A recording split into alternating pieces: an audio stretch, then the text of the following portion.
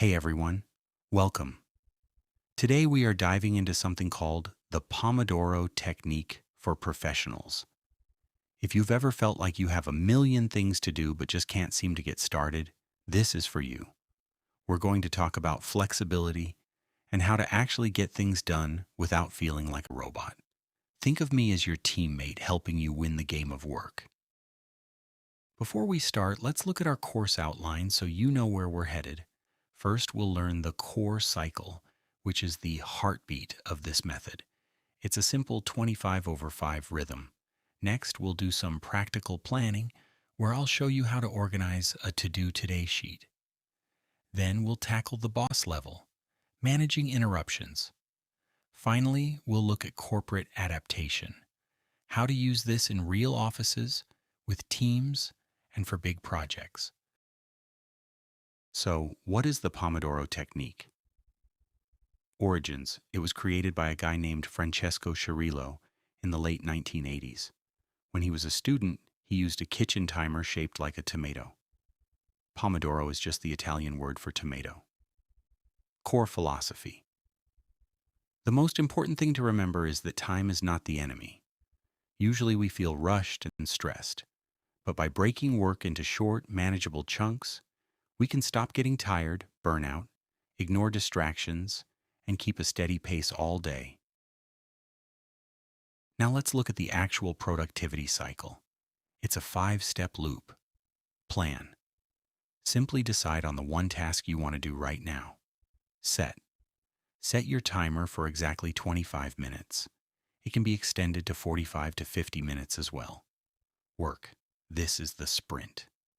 Focus completely on that one task until you hear the ring. Break.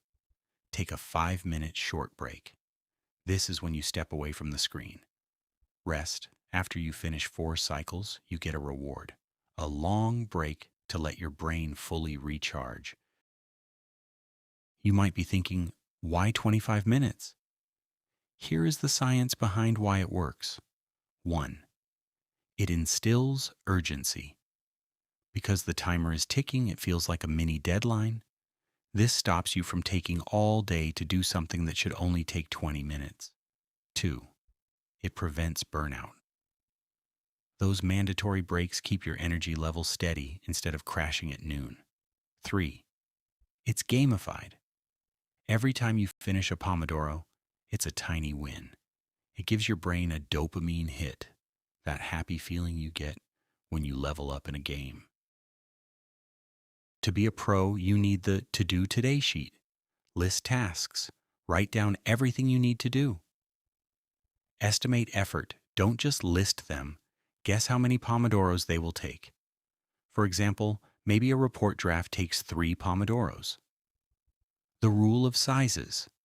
If a task is huge, more than 5 to 7 Pomodoros, break it into smaller steps. If it's tiny, less than 1 Pomodoro, group it with other small chores like emails and Slack. Now, how do we protect our focus? External interruptions. In an office, people will talk to you. Use the INSC strategy. Inform them you're busy, negotiate a later time, schedule it on your calendar, and then call back exactly when you promised. Internal distractions. This is when your brain says, I need to order pizza or check LinkedIn. The solution? Visual acknowledgement. Keep a notepad next to you. If a thought pops up, write a little mark, apostrophe, or the task name down, then go straight back to work. Deal with it only during your break.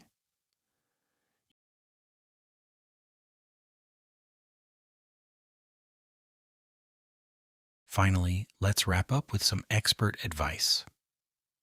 Analog.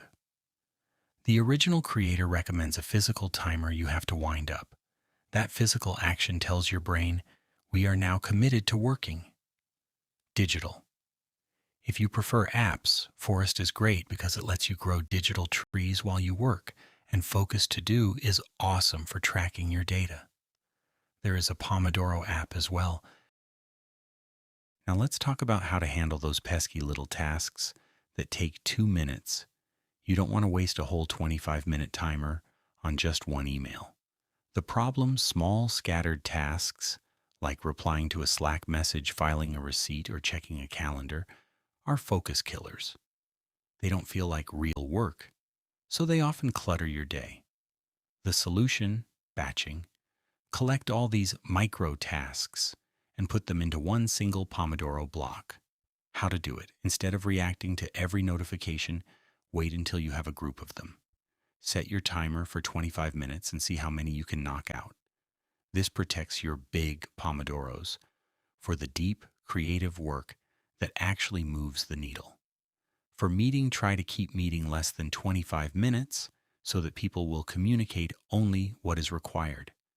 It also ensures they do not deviate from the meeting topic.